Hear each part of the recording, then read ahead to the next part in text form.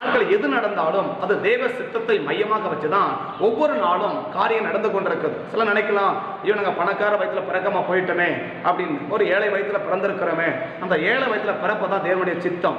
சில பிள்ளைங்க ஏழை வயத்துல பிறப்பாங்க, சில பிள்ளைங்க பணக்கார வயத்துல பிறப்பாங்க. அது அவனுடைய விருப்பம் அல்ல, அது தேவனுடைய சித்தம். எல்லாமே ஒரு மனிதனுடைய வாழ்க்கையில, குறிப்பா ரட்சிக்கப்பட்ட கர்த்தருடைய பிள்ளைங்க வாழ்க்கையில ஆண்டவரை உண்மையை ஆராதிச்சு கர்த்தருக்கு பயந்து ஆண்டவரே என்று சொல்லி ஆண்டவரை பிடிச்சு வாழ்ற பிள்ளைங்களுடைய வாழ்க்கையில எதுவுமே தற்செயலாக நடக்கிறது கிடையாது.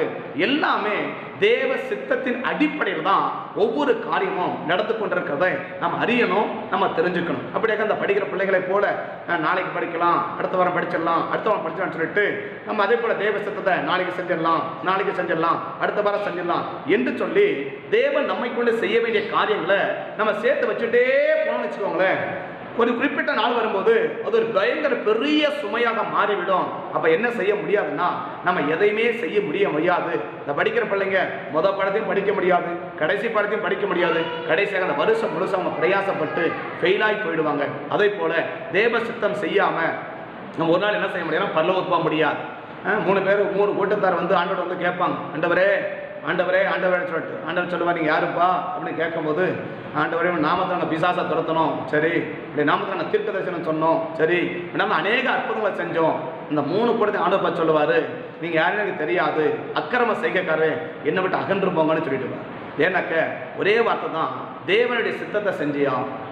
ஒவ்வொரு நாளும் ஒவ்வொரு மணி நேரமும் ஒவ்வொரு காரியத்திலும் கர்த்தர் என்ன நம்மகிட்ட கேட்பாருன்னா, நீ என்ன படிச்சுன்னு ஆண்டவர் கேட்க மாட்டார், நீ எவ்வளோ சம்பாதிச்சுன்னு ஆண்டவர் கேட்க மாட்டார், இந்த பூமியில் வாழும்போது எவ்வளோ சொத்து சேர்த்தப்பா அப்படின்னு ஆண்டவர் கேட்க மாட்டார், எவ்வளோ நேரம் ஃபோன் பேசணும் ஆண்டவர் கேட்க மாட்டார், என்னென்னலாம் செஞ்சுன்னு ஆண்டவர் கேட்க மாட்டார், எத்தனை மாடி வீடு கட்டணும் கேட்க மாட்டார், எத்தனை சர்ச்சை கட்டணும் ஆண்டவர் கேட்க மாட்டார், எவ்வளோ கோடி சம்பாதிச்சுன்னு ஆண்டவர் கேட்க மாட்டார், எல்லாம் கேட்க மாட்டார். ஒன்னே ஒன்று தான் கேட்பா, தேவ சித்தனை செஞ்சியா.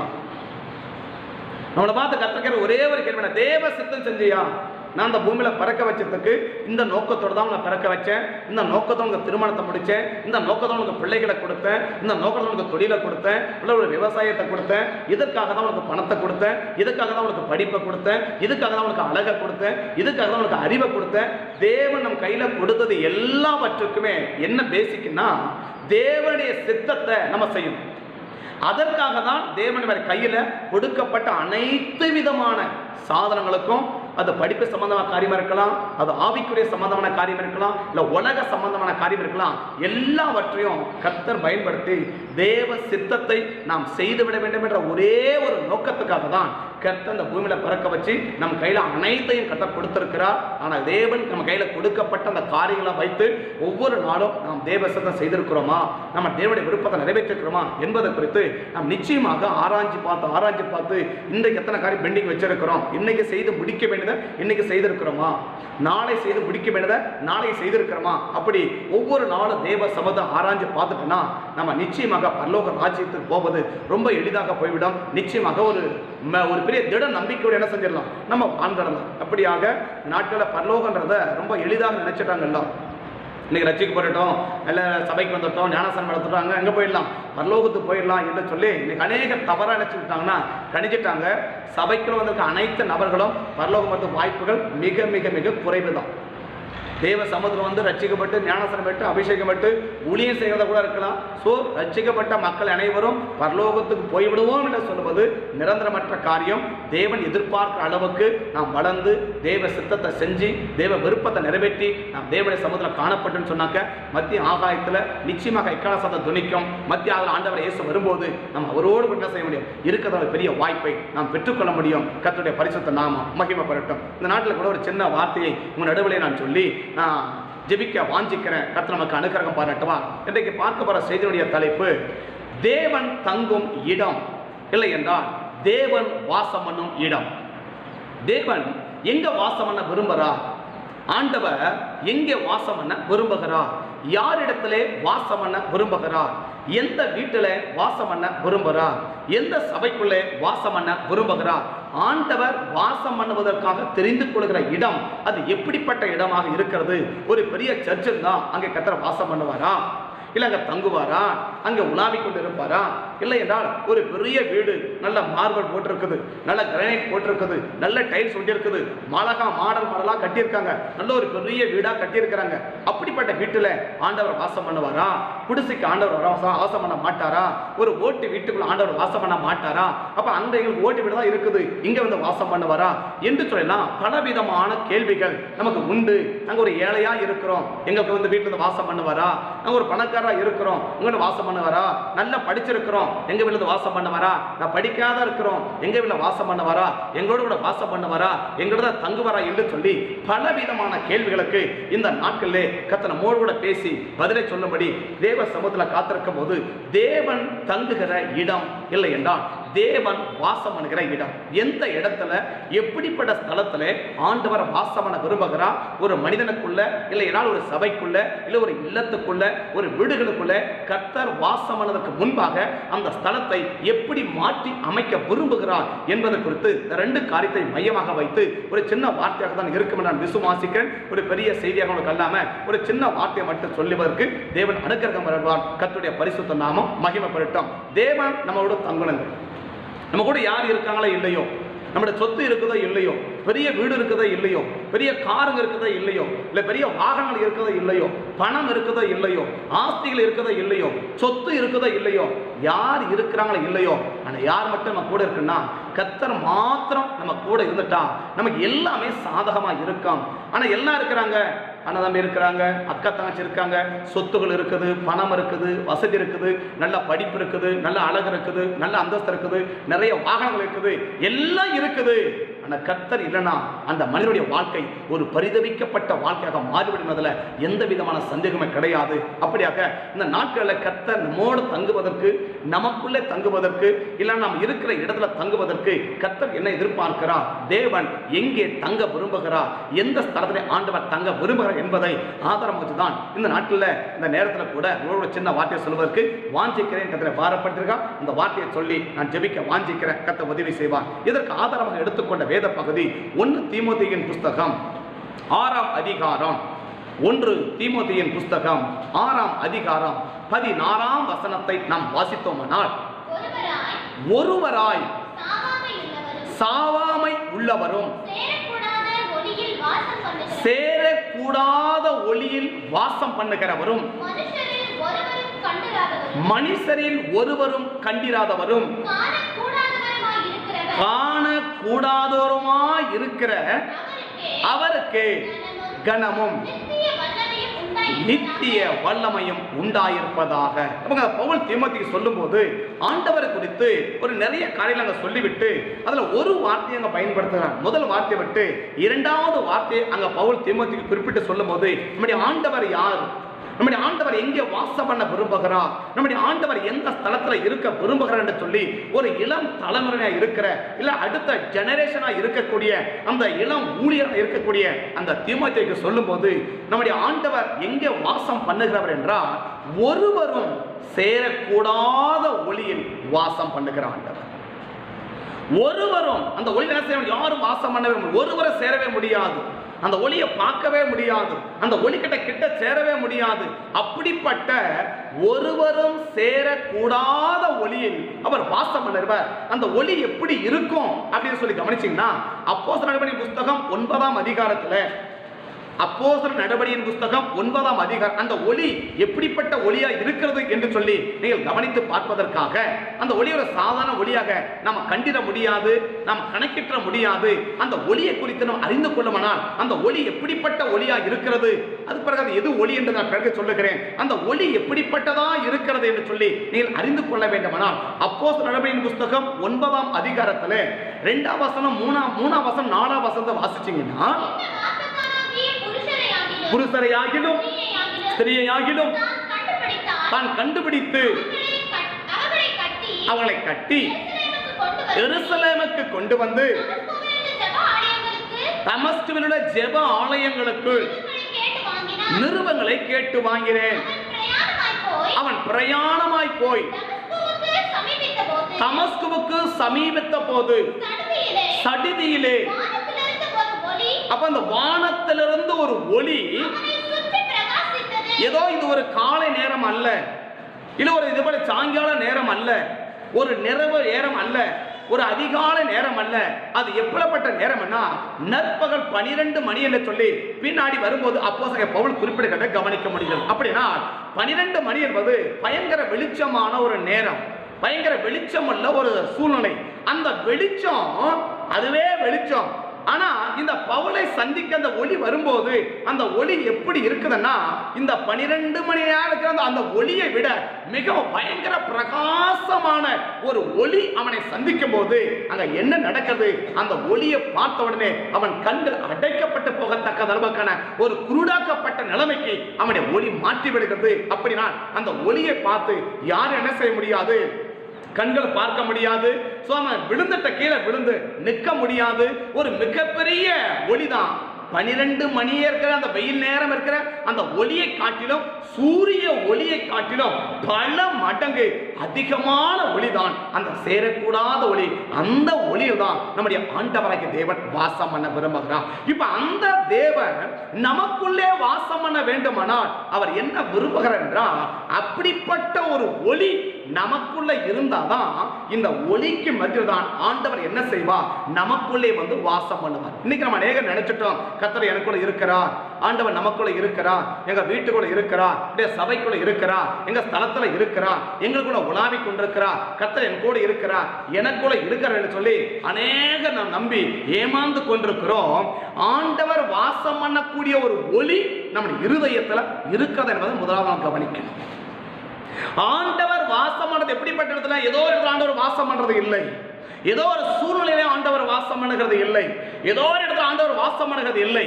தேவன் எந்த இடத்துல வாசம் பண்ண விரும்புகிறார்னா அது ஒருவருமே சேரக்கூடாத ஒளி, அது ஒருவருமே பார்க்க முடியாது.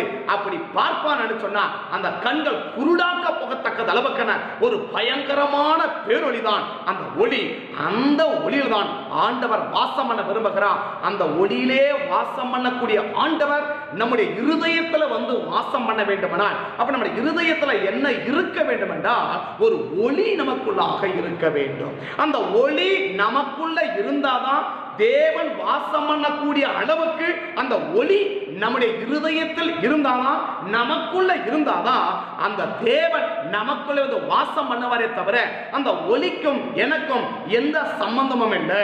ஒளி என் இருதயத்திலே இல்லை, அந்த ஒளி எனக்குள்ளே இல்லை, அந்த ஒளி என்னுடைய சபைக்குள்ளே இல்லை, அந்த ஒளி என்னுடைய வீடுகளுக்குள்ளே இல்லை என்று சொல்லும் போது அப்படிப்பட்ட ஒரு இடத்துல ஏதோ ஒரு சாதாரண உலக வெளிச்சத்துல ஆண்டவர் வாசம் பண்ணுகிற ஆண்டவர் அல்ல. அந்த ஒளியில ஒருவருமே சேரக்கூடாது, ஒருவருமே பார்க்க முடியாது, ஒருவருமே அதில் இருக்க முடியாது. அப்படிப்பட்ட மிகப்பெரிய ஒளியில் தான் நம்முடைய ஆண்டவர் வாசம் பண்ண விரும்புகிறார். அந்த ஆண்டவர் நமக்குள்ளே வாசம் பண்ண வேண்டுமானால் இதை நமக்குள்ள ஒரு ஒளி உண்டாகிவிட வேண்டும் என்று கர்த்தர் எதிர்பார்க்கிறார்.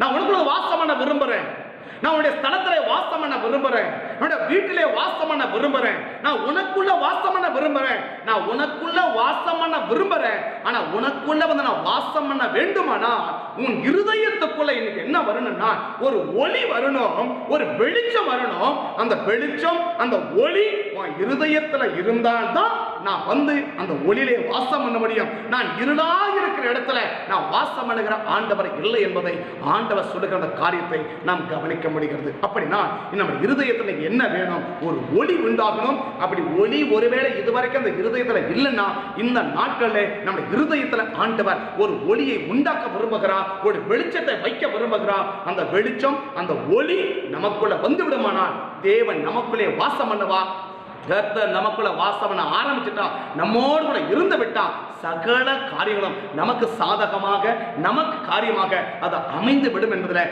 எந்த விதமான மாற்றங்களுமே கிடையாது. இன்றைக்கு அந்த ஒளி நமக்குள்ள இருக்குதா என்பதை நாம் கவனிச்சு பார்க்கணும். அப்ப நான் முதல்ல சொன்ன ஆண்டவர் எங்க வாசம் பண்ணுகிறவர் என்றால் சேரக்கூடாத ஒளியிலே வாசம் பண்ணுகிறவர். அந்த சேரக்கூடாத ஒளின்றது எப்படி இருக்கும்னா ஒரு மனுஷன் அந்த ஒளியை பார்க்கவே முடியாது. அப்ப பார்க்கவே முடியாதுன்னா அதுல சேரக்கூட என்ன செய்ய முடியாது முடியாது. அந்த ஒளி பிரகாசிக்கும் போது அவன் பாப்பன சொன்னாக்க அந்த பவுடைய கண் பின்னாடி எழுதப்பட்டிருக்க அந்த வார்த்தையை கவனிச்சு பார்த்தீங்கன்னா தொடர்ந்து வாசி. அப்பொழுது அவன் தரலே விழுந்த பிறகு அவனுடைய கண்ணில் என்ன ஆகி போச்சு? அவனுடைய கண்கள் குருடாக்கப்பட்ட அமைக்கு வந்து விட்டது. 18ஆம் வசனத்தை கூட நீங்க வாசிச்சீங்கன்னா உடனே 17 படிக்க பார்க்கலாம். அனனியா போய் வீட்டுக்குள் பிரவேசித்து அவன் கையை வைத்து, சகோதரனாகிய சவுலே,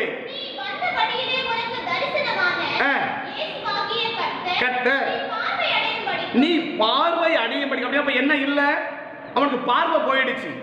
நல்ல வந்தவன். எதுக்கு வந்தவன்? எருசலேமில் இருக்கிற தேவனை ஆராதிக்கிற தேவனுடைய அபிஷேகத்தை பெற்று ஆண்டவராக இயேசு பூமிக்கு வந்தார். பூமிக்கு வந்து முழு உலக மக்களுக்காக சிலுவையுடைய பாவங்களுக்காக சிலுவையிலே ரத்தம் சிந்தி மரித்தார். மரித்த இயேசுவை அடக்கம் பண்ணினார்கள். அடக்கம் பண்ண இயேசு 3ஆம் நாள் உயிரோடு கூட எழுந்தார் என்று விசுவாசித்து இன்றைக்கும் இயேசு வாழ்ந்து கொண்டிருக்கிறார் என்ற அந்த அறிக்கை பண்ணர்களை துன்பப்படுத்துவதற்காக. கிறிஸ்தவனை துன்பப்படுத்தாம விரும்பல, அவனும் கிறிஸ்தவன் தான். பவுல் யாரு? அவன் பிரஜாதி மனிதன் அல்ல, தேவன் அற்றவன் அல்ல, தேவனை வழிபடாதவன் அல்ல, தேவனை ஆராதிக்காதவன் அல்ல, தேவனை தொழுது கொள்ளாதவன் அல்ல, கற்பனைகளை கை கொள்ளாதவன் அல்ல. அவன் ஆண்டவர் அறிந்தவன். கமாலியரின் பாதத்தில் உட்கார்ந்து வேதத்தை கற்றுக்கொண்டவன், நியாயப்பிரமாணத்தை தளபடமாய் செய்கிறவன், நியாயப்பிரமாணத்தில் பக்தி வைராக்கியம் உள்ளவன், நியாயப்பிரமாணத்தின்படியே வாழ்ந்து கொண்டிருந்தவன். ஆனா அப்படிப்பட்டவன் எதை இன்னைக்கு வெறுக்கிறான் அப்படின்னா, எதை ஒரு மனிதன் சொல்லக்கூடாதுன்னா, இயேசு இன்றைக்கு உயிரோடு இருக்கிறார் இந்த வார்த்தையை சொல்லக்கூடாது. இன்னைக்கு என்ன பிரச்சனை? இயேசு தெரியும், இயேசு ஏற்றுக்கு ஓகே. ஆனா என்ன சொல்றது?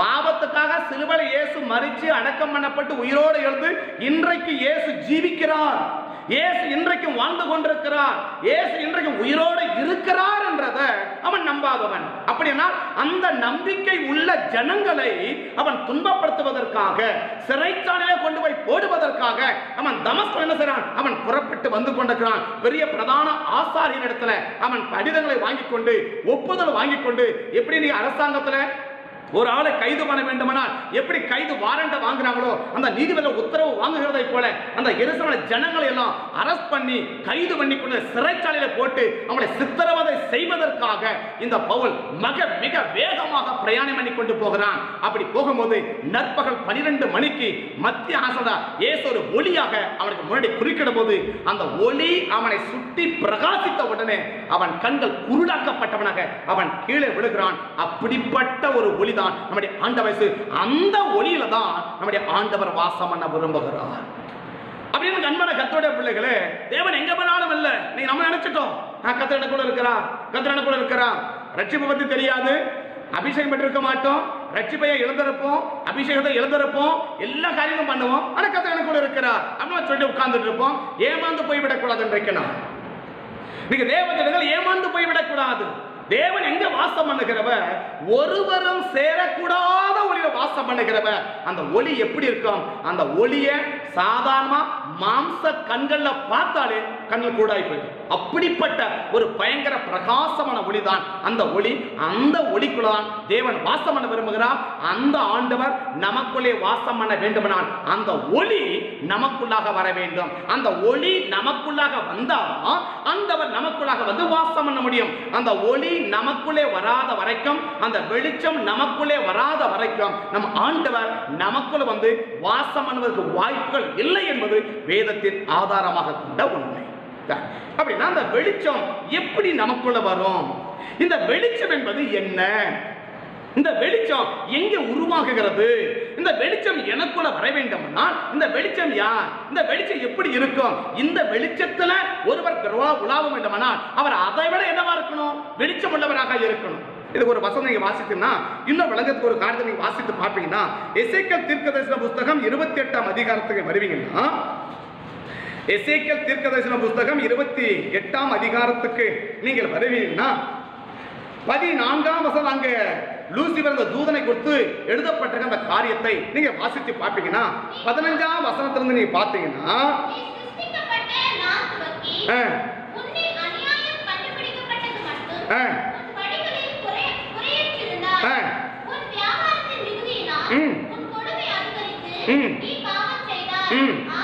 ஆகையால்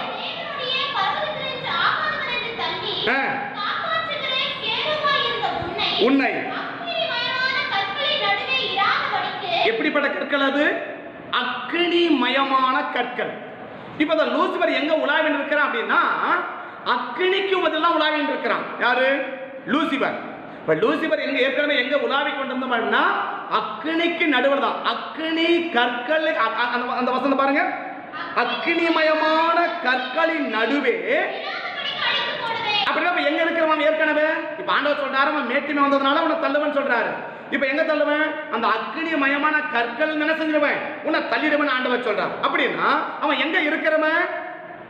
அக்னிமயமான கற்களுக்கு நடுவே அவன் உலாவிக்கிட்டு இருக்கிறான். அப்ப இவனுக்கு அக்னியை பார்த்தா, நெருப்பை பார்த்தா பயமா இருக்குமா? நெருப்புக்குள்ள உலாவின்னு இருக்கான்னு வச்சுக்கோங்களேன். இப்ப இவனுக்கு நெருப்பை பார்த்தா பயமா இருக்குமா? இருக்காது இல்ல. நெருப்பை சொல்றான். இப்போ அவன் ஏற்கனவே எங்க இருக்கிறவன்? நெருப்புக்குள்ள இருக்கிறவன். இப்ப நெருப்புக்குள்ள இருக்கிறவனுக்கு நெருப்பை பார்த்தா பயம் வருமா? ஒரு நாளும் பயம் வராது. ஆனா அப்படிப்பட்டவன் யாரா இருக்கிறான்? அவன் லூசிபர், பிசாசா மாறுகிறான். அந்த பிசாசம் என்ன செய்றாரு? அந்த லூக்கா 8ஆம் அதிகாரத்துல நீங்க பாத்தீங்கன்னா, லூக்கா 8ஆம் அதிகாரத்துல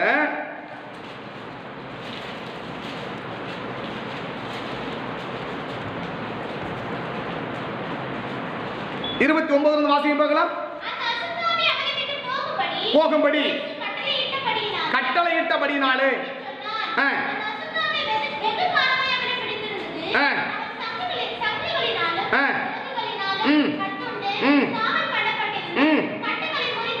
போட்டு இருந்தான். இயேசு அவனை நோக்கி கேட்டார். அதற்கு அவன் என்றான். புகுந்திருந்தபடியால் அந்த பெயரை சொன்னான். தங்களை பாதாளத்திலே போக நான் சொன்னேன். இந்த பிசாசு யாரு? அவன் தான் லூசிபர். சோ அந்த லூசிபர் ஏற்கனவே எங்க இருந்தவன்? அக்னிமயமான கற்கள் உலாவி இருந்தவன். இப்ப அவனுக்கு நெருப்பை பத்தி என்ன கிடையாது, பயம் அவனுக்கு கிடையாது. ஆனா அப்படிப்பட்டவனை இப்ப ஆண்டவர் எங்க அனுப்ப போறாரு? பாதாளத்துக்கு அனுப்ப போறாரு. இந்த ஒரு மனுஷனுள்ள பிசாசு 6000 பிசாசு புகுந்தபடினால அவன் என்ன செய்யுது? அந்த மனுஷன் எப்படி இருக்கிறான்? பிசாசு பிடிச்ச மனிதனுடைய நிலைமை எப்படி இருக்கும்? இன்னைக்கு ஏதோ தலை சுத்தி ஆடி விழுந்தாதான் பிசாசு பிடிச்சன்னு அர்த்தம் இல்லை. நீங்க என்ன நினைக்கிறோம்? தலைமையில கை ஜெபம் பண்ணும் போது ஆடி என்ன செய்யணும்? அலக்கழிச்சு விடணும், அது பேரை சொல்லணும், ஊரை சொல்லணும், அவன் எப்படி செத்தான்னு சொல்லணும், எப்படி போறான்னு சொல்லணும், இப்போ அவனுக்கு என்ன தேவைன்னு சொல்லணும். இப்படி எல்லாம் சொன்னாதான் அவனுக்கு என்ன இருக்குன்னு அர்த்தம் நினைக்கிறோம். பிசாசு பிடிச்சிருக்குன்னு அர்த்தம் நம்ம நினைச்சிருக்கிறோம். அது தப்பான எண்ணம். ஆனா அந்த வசனம் 29 வசனம் பாருங்க.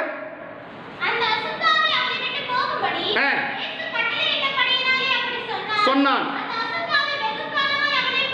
அந்த அசுத்தாவி வெகு காலமாய் அவனை பிடித்திருந்தது. அவன்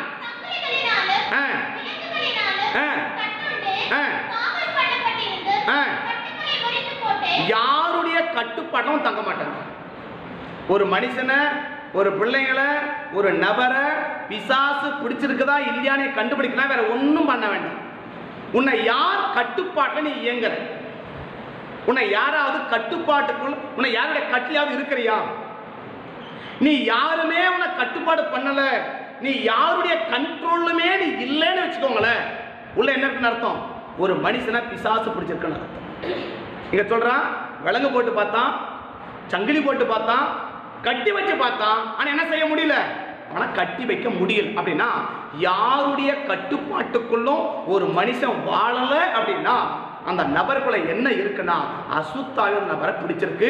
தலைமையில கையை வச்சு ஜோமனும் போது அலக்கழிச்சு ஆடி விழுந்தாதான் பிசாசு பிடிச்சிருக்குன்னு நம்பி ஏமாந்து போயிடாத.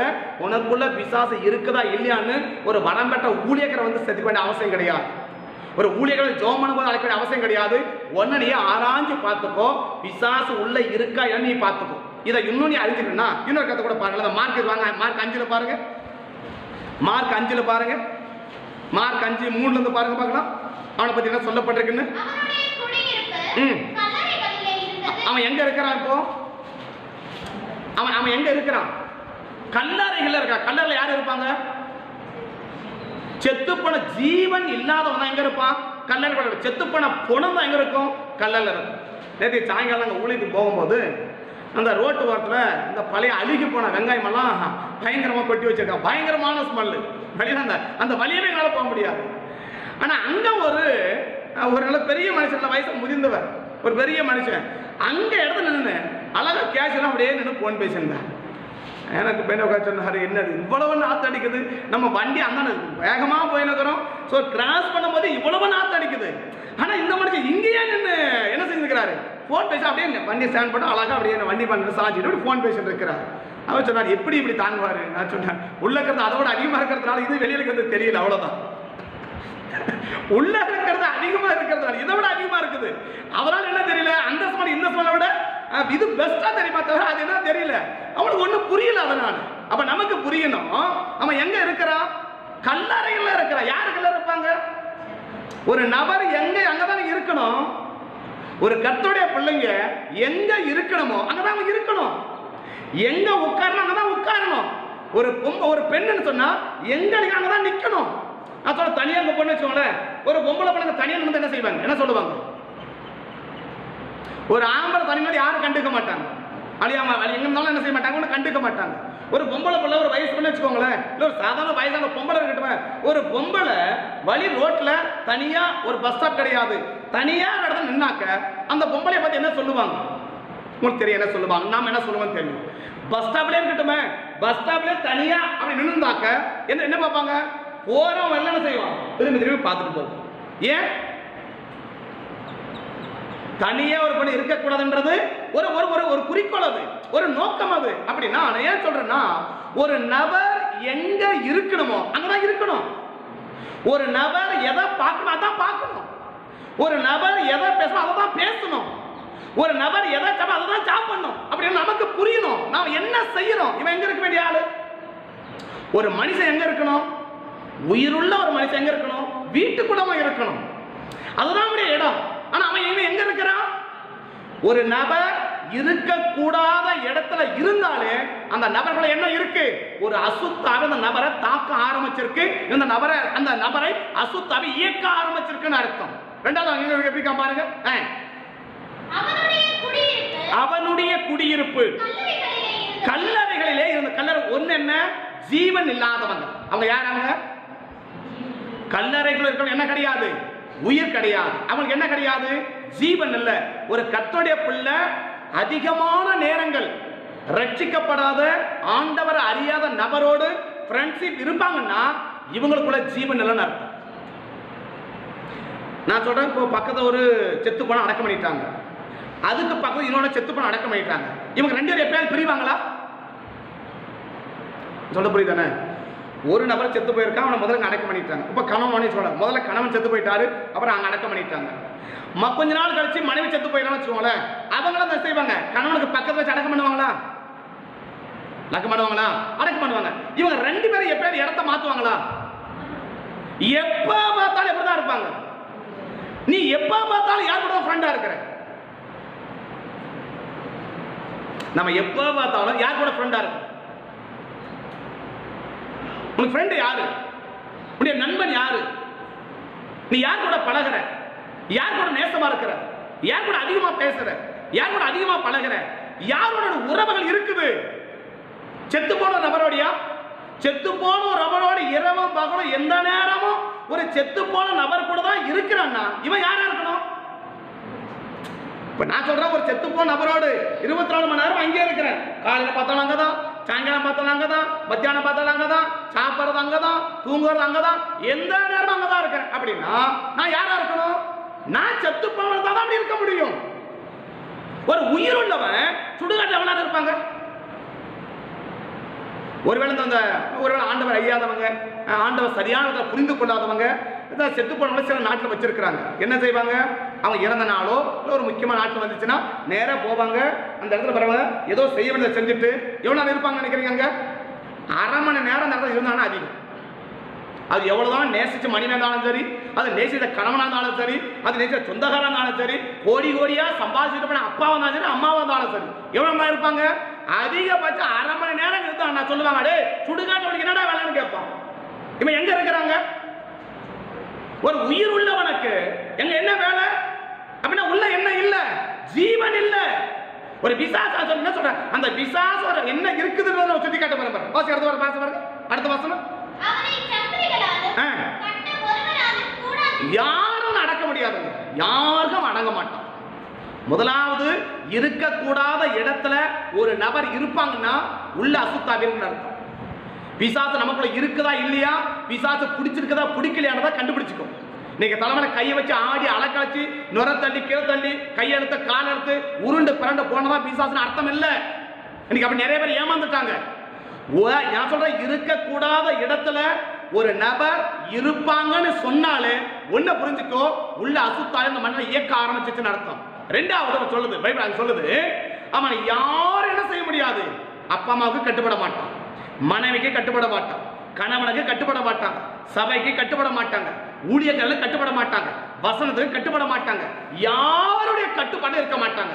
அவங்களே ராஜா, அவங்களே மந்திரி, எங்க நினைச்சாலும் போவாங்க, நினைச்சா வருவாங்க, என்ன வேணாலும் செய்வாங்க, யார் சொன்னாலும் கேட்க மாட்டாங்க. அப்படின்னா அந்த நபரை என்ன பிடிச்சிருக்குது, பிசாசு அந்த நபரை பிடிச்சிருக்குது. வாசி, அநேக தரம் விலங்குகளினாலும் சங்கிலிகளினாலும் கட்டப்பட்டிருந்தும் சங்கிலிகளை முறித்து விலங்குகளை தகர்த்து போடுவான். எந்த கட்டுப்பாடு இருக்க மாட்டான். இப்ப சொல்லுவான், அதை முடிச்சுட்டு போயிட்டே இருப்பான். இப்ப சொல்லுவான், இப்ப தீர்மானம் எடுப்பான், அடுத்த தீர்மானத்தை முடிச்சுட்டு போயிட்டே இருப்பான். அவன் என்ன செய்யறானோ அதை மட்டும் செஞ்சுக்கிட்டே இருப்பான். இப்படி இருப்பாங்க. அப்படின்னா ஒரு நபர் என்ன பிடிச்சிருக்கு, அசுத்தாவி பிடிச்சிருக்கு. அடுத்த வசனம், வாரால் அடக்க முடியாது, யாருடைய கட்டுப்பாடும் இருக்க மாட்டான், அடங்கவே மாட்டான். அவன் எப்பொழுதும் இரவும் பகலும் மலைகளிலும் கல்லறைகளிலும் இருந்து என்னது, கோபத்து மட்டும் அளவே கிடையாது. எதுக்கு மட்டும் அளவு கிடையாது, கோபத்து மட்டும் அளவு கிடையாது. என்ன போடுறானா, கூக்குரல் போடுறான். கூக்குரல் என்னதுங்க, கூக்குரல் என்ன, அபாய சத்தம் போடுறான். கோபத்துக்கு மட்டும் அளவே கிடையாது. மூக்கு மேல இருக்கும் கோபம், நினைச்சதெல்லாம் கோபம் தான், எது எடுத்தாலும் கோபம் தான். கோபம் வந்துச்சுன்னா என்ன செய்ய தெரியாது, அந்த அளவுக்கு கோபப்படுவான். இதெல்லாம் ஒரு மனுஷனுக்குள்ள இருக்குமானால், நீ விசுவாசியா இருக்கலாம் இல்ல அவிசுவாசியா இருக்கலாம், இதுல இருக்கிற சிம்டம்ஸ் ஏதாவது இருக்குமானா ஒன்ன புரிஞ்சுக்கோ, உள்ள அசுத்தாவி ஒண்ணு இப்பதான் உன்னை இயக்க ஆரம்பிச்சிருக்கணும். இல்லைன்னா உன்னை என்ன செய்திருக்கணும், 2 3 4 எல்லாமே இருக்குதுன்னா உள்ள அசுத்தாவி உள்ள இருக்கணும். இதை விளக்கனாதான் ஒரு மனிதன். அப்ப இந்த அசுத்தாவி இருக்குது, இவ்வளவு பெரிய இந்த அசுத்தாவி இருக்கா இல்லையா நீ கண்டுபிடிச்சுக்கணும். சரி, இப்ப இந்த பிசாசுக்காக உருவாக்கப்பட்டதா என்னது, நரகம் பாதாளம் இல்லையா. இந்த லூக்கா 8 வாங்க, லூக்கா 8 வாங்க, 31 பாருங்க. இப்ப பாதாளம் உருவாக்கப்பட்டது யாருக்காக தான், அவனுக்காக தான். பாதாளம் என்பது என்ன, அக்னி அவியாது, புழு சாகாது, அக்னி அவியாது, அக்னி அது அக்னியில எரிகிற இடம் தான் நரகம். சோ இந்த இவன் ஏற்கனவே எங்க இருந்தவன், எசேக்கியேல் 28 வாசிச்சோம். அக்னி கற்களின் நடுவே இவன் உலாவினவன். இந்த அக்னி கற்களின் நடுவே உலாவினவனுக்கு இப்ப இந்த அக்னியை பத்தி என்னவா இருக்குது, பயமா இருக்குது. அவன் சொல்றான், இந்த பாதாளத்துக்கு அனுப்பாதீங்க, என்ன பண்ணி கொடுத்து வேணா அனுப்புங்க, இந்த பாதாளத்துக்கு அனுப்பாதீங்க. நெருப்பிலே உலாவிக்கொண்டு இருந்தவனா இருந்தாலும் கூட இந்த நரக அக்னியை பார்க்கும்போது இந்த அக்னியில இருந்தவன் அந்த அக்னியை பார்க்கணும் என்ன பிடிக்குது, பயம் இருக்குது. அப்ப இந்த அக்னியை விட கொடிதான அக்னி எந்த அக்னி, அந்த பாதாளத்தில் இருக்கிற அக்னி. அப்படின்னா ஆண்டவர் ஏற்கனவே உலகத்தை வெளிச்சம் இருக்குது, இந்த உலக வெளிச்சத்தை வச்சு அந்த அழகை பார்க்க முடியாது. அதான் சுட்டி காட்ட விரும்புறேன். உலகத்தை பகல் 12 மணி பயங்கர வெளிச்சம், சூரியன் பயங்கர பிரகாசமா இருக்குது, அந்த பார்க்கவே முடியல. அவ்வளவு வெளிச்சத்தை விட இந்த தேவனை சந்திக்கும் போது அவனுக்கு வந்த ஒளி இந்த 12 மணி இருக்கிற அந்த சூரிய ஒளியை விட பல மடங்கு அதிகமாக. அதை பார்த்த உடனே அவன் கண்களே குருடாக்கப்பட்ட நிலைமைக்கு குருடாய் போகத்தக்கதான ஒரு பயங்கரமான ஒளிதான் அந்த ஒளி. ஏன்னா சொல்ல வர அக்னியிலே உலாவிருந்தா கூட இந்த அக்னியை பார்க்க, நரக அக்னியை பார்க்கும்போது இந்த பாதாள அக்னிகளை போவதுக்கு என்ன இருக்குன்னா, இந்த தேவன் அந்த அக்னி மயமான கற்களின் நடுவிலே உலாவின அவன் இந்த அக்னிக்குள்ள இருந்தவன் இந்த அக்னிக்குள்ள என்ன இருக்கிறான், பயங்கர பயப்படுறான். அக்னிக்குள்ள பிசாசே நரகத்துக்கு போறதுக்கு பயப்படணும் சொன்னா நீங்களும் நான் ஏன் நரகத்துக்கு பார்த்து பரியாசப்படணும்? நரகம் அவனுக்காக உருவாக்கப்பட்டது, பாதாளத்துக்கு உருவாக்கப்பட்ட அவனே எங்க பார்த்து விருப்பம், அவனுக்கு பாதாளம் உருவாக்கப்படுறது அவனுக்காக தான். இப்ப அவன் அந்த பாதாளத்துக்குள்ள போறதுக்கு அவனுக்கு என்ன இல்ல, விருப்பம் இல்ல. ஆனா இன்னைக்கு பரலோகத்துக்கு உயர்வாக்கப்பட்ட தேவ ஜனங்கள் இன்னைக்கு பாதாள ரெடியா இருக்கிறாங்க. நம்ம நினைக்கிற பரலோகத்து போயிடுவோம். எந்த பரலோகத்து போறோம்னு பாரு, வந்து எப்படிப்பட்ட பரலோகத்து போறது வந்து பாரு, கடைசி பார்ப்பதான் உங்களுக்கு தெரியும். இப்ப தெரியாது. சொல்லும் போது இந்த காதல வாங்கி இந்த காதலை விட்டுட்டு ஈஸியா போயிட்டே இருக்கலாம். நாள் வரும், அக்காலம் தொடிக்கும், தூதனுடைய சத்தம் கேட்கும், ஆனவர சத்தம் கேட்கும். இமைப்பொழுது நீ மறுரூபம் ஆகலன்னா பூமியிலே பிறந்ததுக்கு அர்த்தம் இல்லாம போயிடும். ஏன் பிறந்தோன்னு நிலைமை கிளம்புக்கு கொடிதான தான் நரகம். அந்த இடத்துக்கு பிசாசே போறதுக்கு பயப்படுறான். நீ நான் போக கூட நக்கத்துடைய விருப்பம். நான் ஏன் சொல்ல போறேன்னா 12 மணி பயங்கர வெளிச்சம். அந்த ஒளியை விட தேவனுடைய ஒளி எப்படி இருக்குது? பயங்கரமான ஒளி. அந்த ஒளி அவன் கண்ணில் பார்த்தான். இந்த மாம்ச கண்ணில் பார்க்கும்போது அவன் கண்களே குருடாய் போகத்தக்கதாக ஒரு பயங்கர ஒளி. அந்த ஒளி தான் யாருக்குள்ள வாசமான விரும்புகிறான்? நமக்குள்ள வாசமான விரும்புகிறான். அந்த ஒளி நமக்குள்ள வர வேண்டுமானால் அந்த ஒளி முதலாவது இருதயத்துக்குள்ள வரணும். அதற்கு பிறகுதான் தேவன் அந்த ஒளியில வந்து வாசம் பண்ண கர்த்தர் விரும்புகிறார். கர்த்தருடைய நாமம் மகிமை பெறட்டும். சரி, மூன்றாவது சொல்ல பார்த்தீங்கன்னா, ரெண்டாவது சொல்ல பார்த்தீங்கன்னா, இந்த ஒளி எப்படி இருக்கும்? இந்த ஒளி எப்படி ஆனது?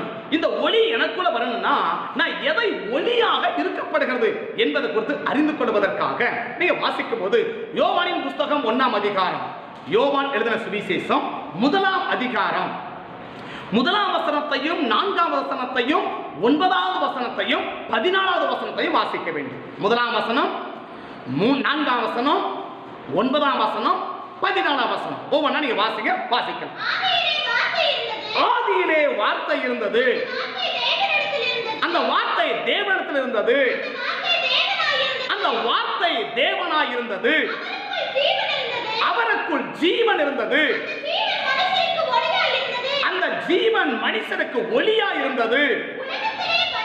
உலகத்திலே வந்து எந்த மனுஷனையும் பிரகாசிப்பிக்கிற ஒளியே.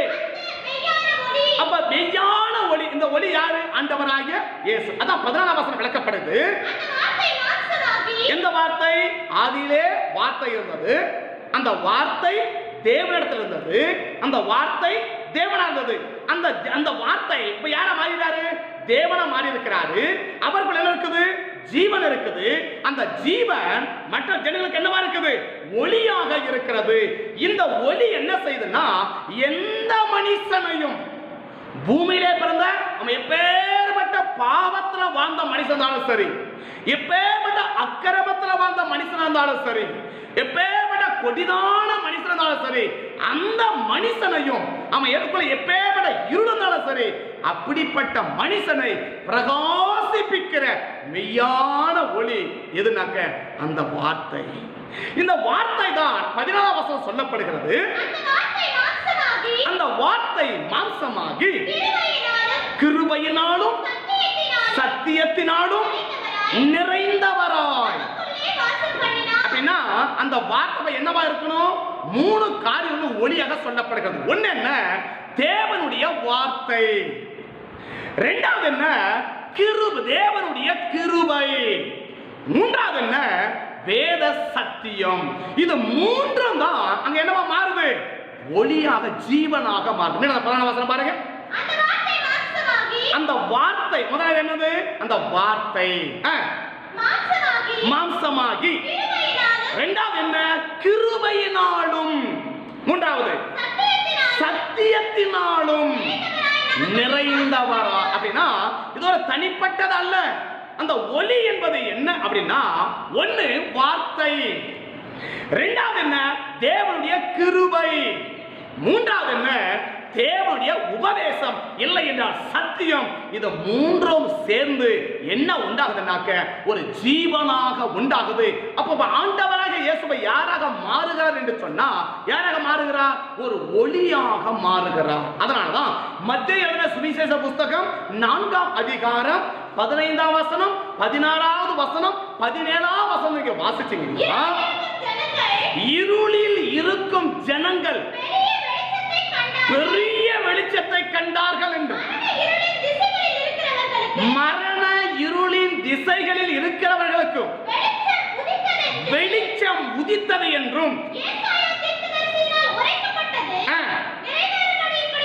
நடந்தது.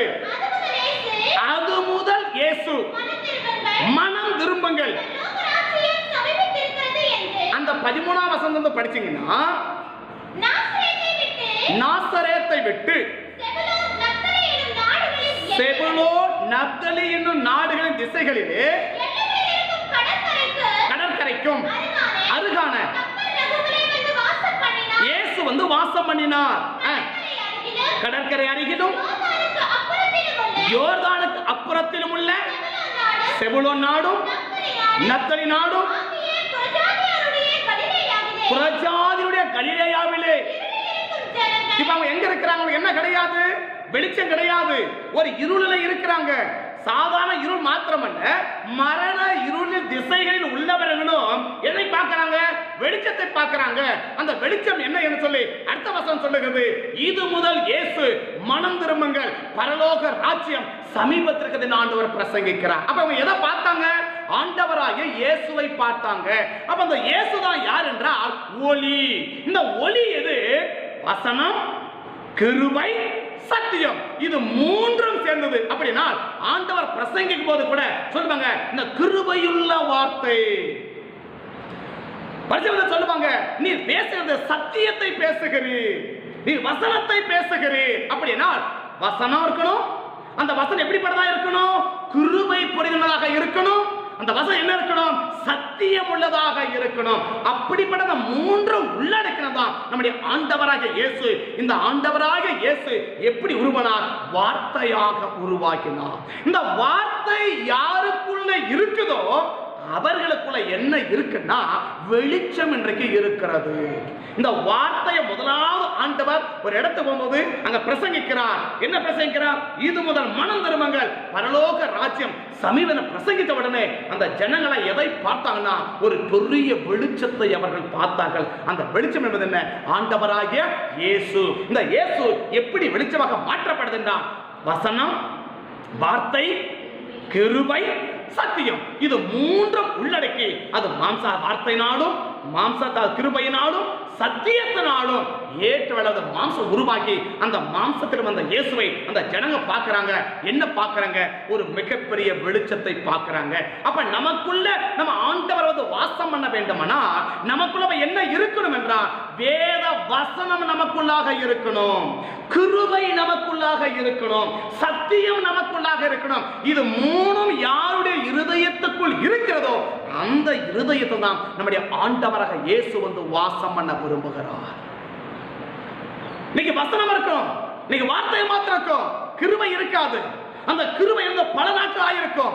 எல்லா நபர்களுக்கும் தேவன் ஒரு விசேஷ கிருபைகளை வைத்தான் தேவன் படைக்கிறார். அதான் முதலே சொன்னேன், ஒரு நோக்கத்தோடு தான் படைக்கிறான், ஒரு எதிர்பார்ப்போடு தான் படைக்கிறான். அவர்களுக்குள்ள தேவன் கிருபையை வச்சுதான் அனுப்புகிறான். அந்த கிருபையை இழந்து விட்டவர்கள் ஏராளமான பேராக இருக்கிறார்கள்.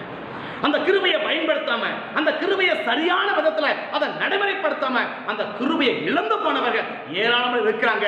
வசனம் இருக்கணும், கிருபை இருக்கணும், சத்தியம் இருக்கணும். இது மூணும் யாருடைய இருதயத்துக்குள் இருக்குதோ அவன் இருதயத்துக்குள்ள என்ன இருக்குது என்றால் வெளிச்சம் இருக்கிறது. அந்த வெளிச்சத்துக்கு மட்டும்தான் யார் வந்து வாசம் பண்ண விரும்புகிறார்? நம்முடைய ஆண்டவர் வாசம் பண்ண விரும்புகிறார். அப்ப முதல்ல சொன்ன ஒளியில் தான் வாசம் பண்ணுவாங்க. அந்த ஒளி எப்பேற்பட்ட ஒளி?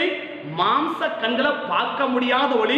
அப்படி பார்த்தா அவன் கண்களே குருடாகி போய்விடும். அவ்வளவு பயங்கரமான ஒளின்னு சொல்லி முதலாவது சொல்றேன். அந்த ஒளி யார் என்று சொன்னா வார்த்தை, கிருபை, சத்தியம். இது மூணும் உள்ளடக்கிறது தான் வசனம். அந்த சத்தியம், இந்த சத்தியத்துக்குள்ள தான் யார் வெளிப்படுகிறார்? ஆண்டவரை இயேசு வெளிப்படுகிறார். மரண இருள் திசையில் உள்ளவர்கள் பெரிய வெளிச்சத்தை கண்டாங்க. அவங்க யாரை பார்த்தாங்கன்னா ஆண்டவராகிய இயேசுவை பார்த்தாங்க. அப்ப இயேசு என்னவா இருக்கிறார்? வெளிச்சமாக இருக்கிறார், ஒளியாக இருக்கிறார். இந்த இயேசு எப்ப நமக்குள்ள வந்து வாசம் பண்ணுவாருன்னா என் இருதயம் இருளாயிருக்குது, என் இருதயம் இருளடைஞ்சு போயிருக்குது, என் இருதயம் பாவத்துல கட்டி இருக்குது, என் இருதயம் உலகத்துல கட்டி இருக்குது அப்படின்ற இருள் நமக்குள்ள இருக்கிற வரைக்கும் தேவன் நமக்குள்ள வந்து வாசம் பண்ணவே முடியாது.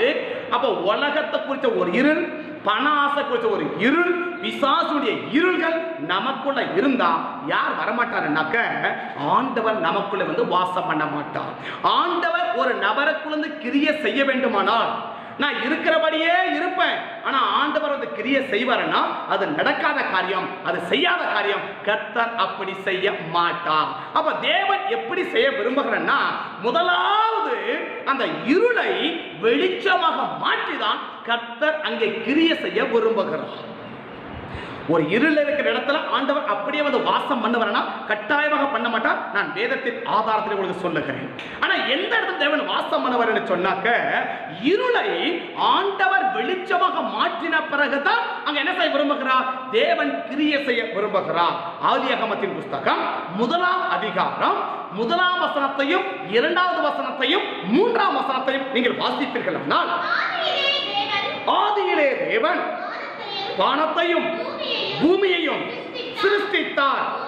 பூமியானது ஒழுங்கின்மையும் வெறுமையுமாயிருந்தது, ஆழத்திலே இருள் இருந்தது.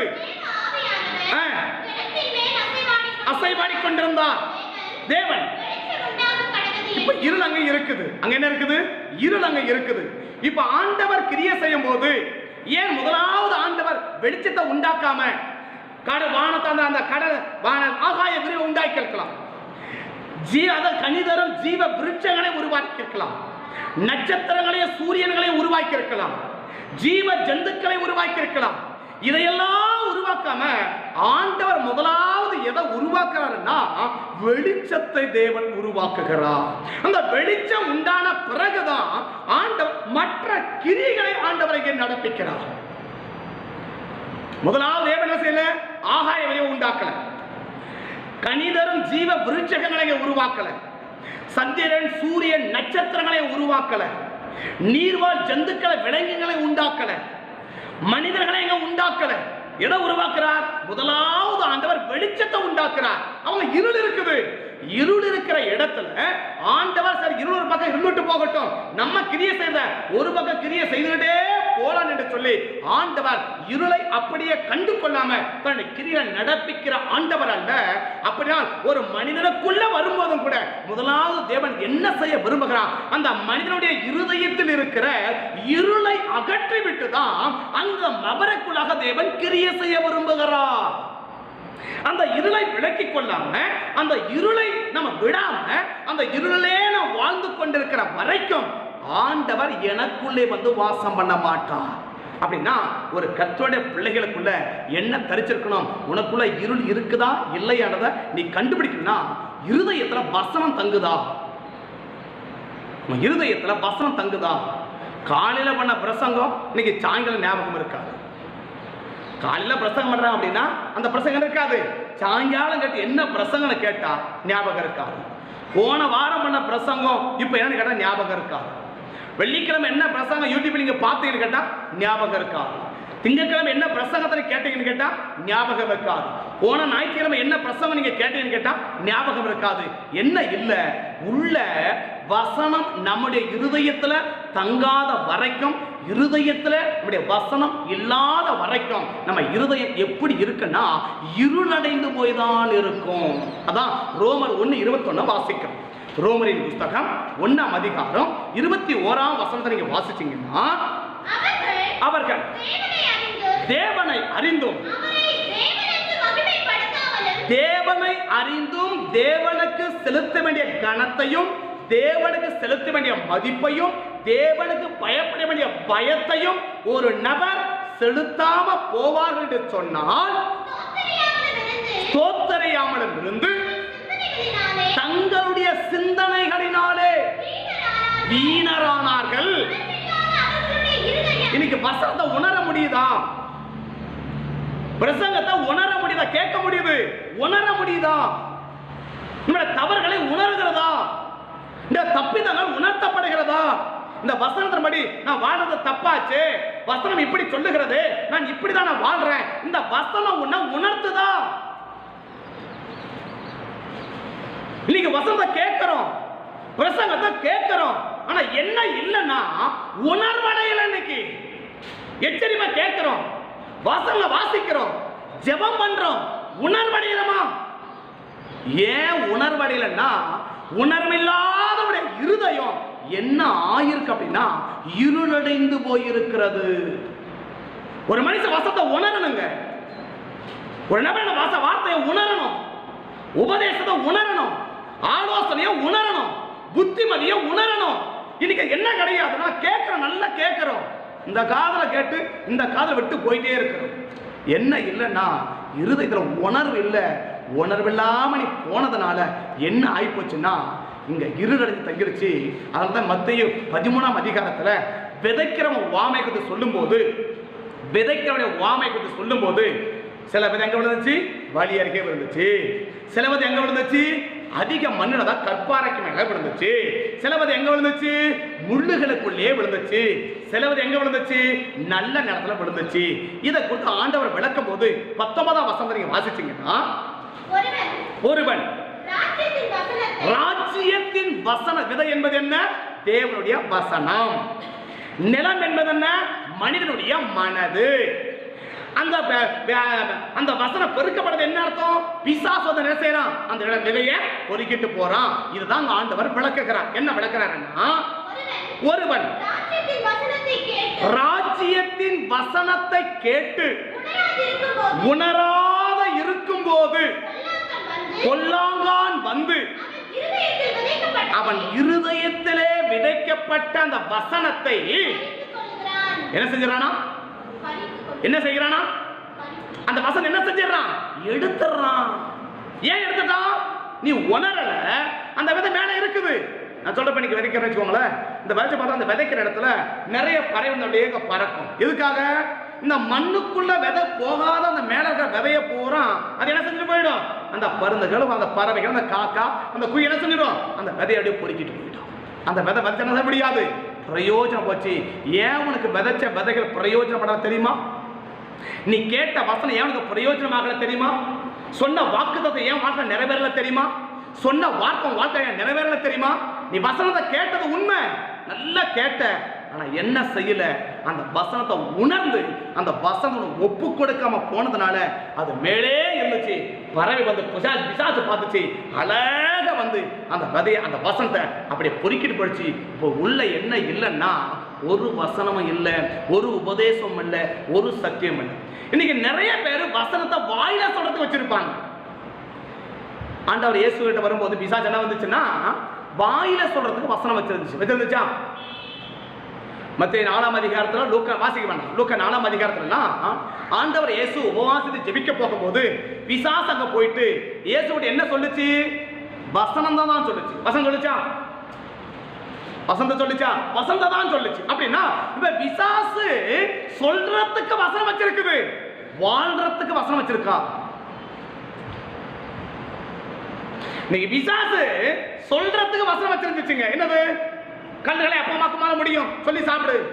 சரி, அவன் சொல்றான் மேல கீழே குதி, தூதம் கையில் எழுதிட்டு போவாங்க. வசனம் தான் சொல்லுச்சு, வார்த்தை தான் சொல்லுச்சு. அப்படின்னா இந்த பிசாசுக்கு என்ன இருக்குன்னா சொல்றதுக்கு வசனம் இருக்கு, வாழ்றதுக்கு வசனம் இல்லை. இன்னைக்கு வாழ்க்கையில வசனம் இருக்கா? இன்னைக்கு நமக்கு சொல்றதுக்கு வசனம் இருக்குங்க, மற்றவங்களை சொல்றதுக்கு வசனம் இருக்கு, மற்றவங்களை சுட்டி காட்ட வசனம் இருக்குது. நீ வாழ்றதுக்கு உனக்கு வசனம் இருக்கா? அதை பாருங்க. அதுதான் ஒளி. வாழ்றதுக்கு வசனம் உள்ள இருந்தா அது என்ன இருக்குது? எனக்குள்ள ஒளியாக இருக்குது. இந்த ஒளியில தான் யார் வந்து வாசம் பண்ண விரும்புகிறார்னா ஆண்டவர் வந்து வாசம் பண்ணுவார். ஏன்னா அவர் ஒளியா இருக்கிறார். அவர் எங்க வாசம் பண்ணுவார்னா ஒளியில தான் வந்து வாசம் பண்ணுவார தவிர ஒளி இல்லாத இடத்துல ஆண்டவர் வாசம் பண்ண மாட்டார். இந்த வசனம் தான் ஒளின்றதுக்கு இன்னொரு வசனத்தோட ஆதரவு சுட்டி காட்ட விரும்புறேன். 1 சாமுவேலின் புஸ்தகம். இங்க 2 காரியத்தை நான் சுட்டி காட்ட விரும்புறேன். 1 வசனம் தான் வெளிச்சம் என்பதும், 2வது வெளிச்சம் இல்லாத ஒரு இடத்துல ஆண்டவர் வாசம் பண்ண மாட்டார் என்பதை 2 கட்ட அந்த 3ஆம் அதிகாரத்தை சுட்டி காட்ட விரும்புறேன். 1 சாமுவேல் 3ஆம் அதிகாரம் 1வது வசனத்தை பாருங்க. 1வது வசனம் 2வது வசனத்தை பாருங்க. பிள்ளையாண்டான் ஏலிக்கு முன்பாக கர்த்தருக்கு பணிவிடை செய்து கொண்டிருந்தான். அந்நாட்களிலே கர்த்தருடைய வசனம் அபூர்வமாயிருந்தது, பிரத்யட்சமான தரிசனம் இல்லாதிருந்தது. ஒரு நாள் ஏலி படுத்துக் கொண்டிருந்தான்.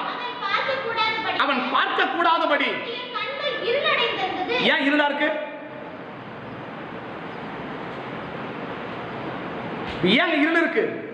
ஏலிகிட்ட என்ன இருக்குங்க? வெளிச்சம் இல்லை. என்ன இருக்கு? இருள் இருக்குது. அங்க வெளிச்சம் இல்ல, இருள் அங்க இருக்குது. பைபிள் அதான் சொல்லுது. என்ன இருக்குது? அவன் பார்க்க கூடாதபடி அவன் கண்கள் இருள் அடைந்தது. ஏன் இருள் அடைஞ்சிச்சு? முத வசனம் சொல்லுது அங்க என்ன இல்ல? கர்த்தருடைய வசனம் அங்க இல்ல. அந்நாட்களிலே கர்த்தருடைய வசனம் எப்படி இருந்துச்சா? அபூர்வமா இருந்துச்சா. அப்படின்னு அர்த்தம். வசனம் சொன்னா அடா சாமி எத்தனை காலத்துடா ஒரு வசனம் சொல்றாங்க. அந்த வசனத்தை கேட்கறதுக்கு ஆசையா இருக்கும். அந்த வசனம் அங்க இல்ல. அப்ப வசனம் இல்லாத இடத்துல என்ன இருக்கும்? இருள் அங்கே இருக்கும். மொபைல்ல வசனம் இருக்கா? போர்டுல மாட்டி வந்து நான் கேட்கல. நீங்க போர்டுல மாட்டி இருக்கும். வருஷத்துக்கு ஒரு வசனம் போர்டு, வாக்குத்தத்தம் போர்டு, அது கேட்கல. உங்க வீட்டுல ஒரு யாராவது செய்யறாங்கன்னா வசனப்படி சொல்லல, வசனப்படி தான் சொல்லுது. வசனத்தை முக்கியத்துவப்படுத்தி வாழ்கிற வாழ்க்கை நம்முடைய வீட்டுல உண்டா? நம்ம வீட்டுல வசனம் இருக்காங்க. நம்ம வீட்டுல வசனம் இருக்கா? யார் வசனத்தை பேசுறீங்க? உங்க வீட்டுல கணவன் வசந்த சுட்டி காட்டி பேசுறீங்களா? மனைவி வசந்த சுட்டி காட்டி பேசுறீங்களா? பிள்ளைகள் வசந்த சுட்டி காட்டி பேசுறீங்களா? மாமியார் வசந்த சுட்டி காட்டி பேசுறீங்களா? மருமகள் வசந்த சுட்டி காட்டி பேசுறீங்களா? ஊழியக்கார வசந்த சுட்டி காட்டி பேசலாம். யார் வசந்த சுட்டி காட்டி பேசுறது? நம்ம வீட்டுல நீ வசனம் அபூர்வம் தானே. இன்னைக்கு நம்ம வீட்டுல வசனம் இருக்கா? இன்னைக்கு நம்ம வீட்டுல யாராவது மிஸ்டேக் பண்றாங்க, யாருங்க வசந்த சுட்டி காட்டி வசனம் இப்படிதான் சொல்லுது, நீங்க எப்படி இப்படி செய்றீங்கன்னு யாருங்க வசந்த வச்சு கேக்குறீங்க? யாருங்க வசந்த வச்சு பேசுறீங்க? யாருங்க வசந்த வச்சு கண்டிக்கிறீங்க? யாருங்க வசந்த வச்சு புத்தி சொல்றீங்க? எங்க வசனம் வீட்டுல உள்ள இருந்தா நாங்க வெளியில வரோம். நமக்குள்ள என்ன இல்ல? வசனம் இல்ல. வசனம் இல்லாம போனதுனால நமக்குள்ள என்ன இருக்குன்னா இருள் இருக்கிறது. இருள் இருக்கிற வரைக்கும் ஆண்டவர் என்ன செய்ய முடியாதுன்னா அங்கே வாசம் பண்ண முடியாது. வீட்டுல எதுக்கு முக்கியத்துவம் கொடுக்குறீங்க? உலக கதைக்கா? சினிமாவுக்கா? சீரியலுக்கா? கல்யாணத்துக்கா? காது குத்துக்கா? காது கச்சேரிகளுக்கா? எதுக்கு முக்கியத்துவம்? வசனத்துக்கு முக்கியத்துவமா? எதை முக்கியத்துவம் படுத்துற நீ? வசனம் எந்த மனுஷன் முக்கியத்துவம் படுத்தலையோ அந்த நபர்களுக்கு இருள் இருக்கிறது.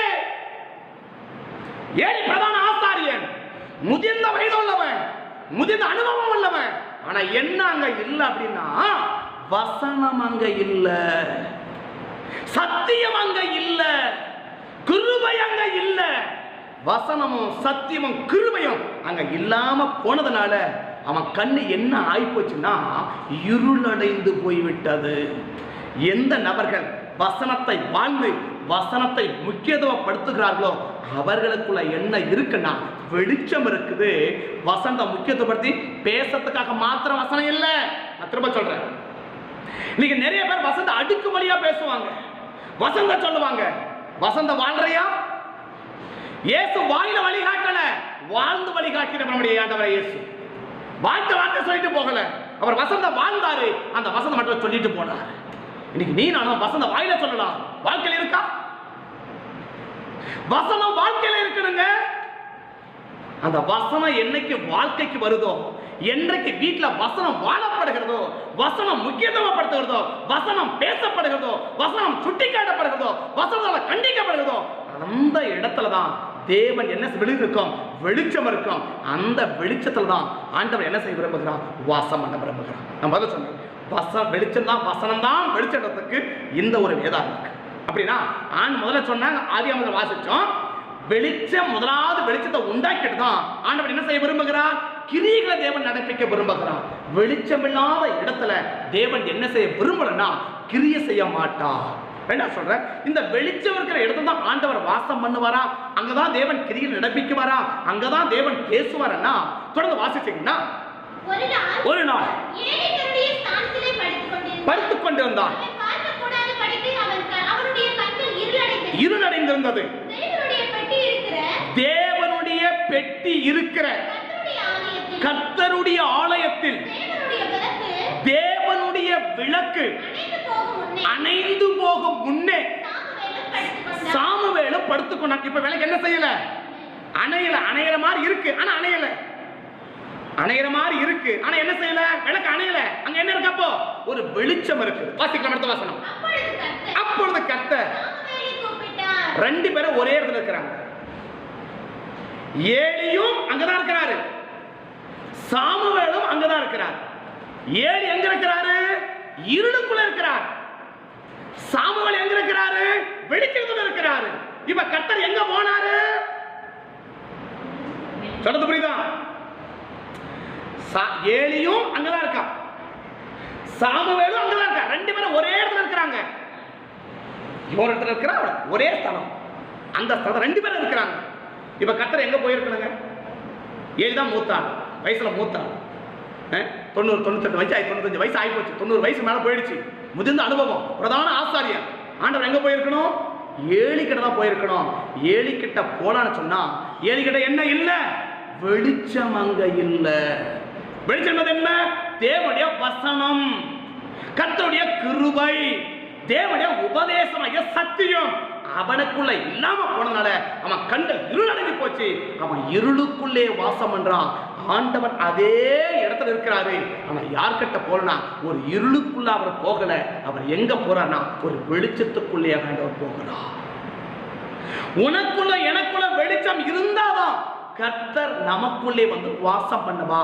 கர்த்தர் நமக்குள்ள வாசம் பண்ணினா நம்முடைய வாழ்க்கையில ஆண்டவர் என்ன ஆசீர்வாதத்தை கொடுக்க விரும்புகிறோம், என்ன நன்மையை செய்ய விரும்புகிறேன் என்ற ஒரே ஒரு வசனத்தை மட்டும் வாசிச்சு நான் முடிக்கிறேன். கர்த்தர் உதவி செய்வார். 132ஆம் சங்கீதம், 132ஆம் சங்கீதம் 12ஆம் வசனத்திலிருந்து கடைசி வரைக்கும் இருக்கிற வேக பகுதியை வேகமா வாசிருங்க, நான் முடிக்கிறேன். கர்த்தர் கிருபை தானே. 132ஆம் சங்கீதம். கர்த்தாவே 132ஆம் சங்கீதமா? 132ஆம்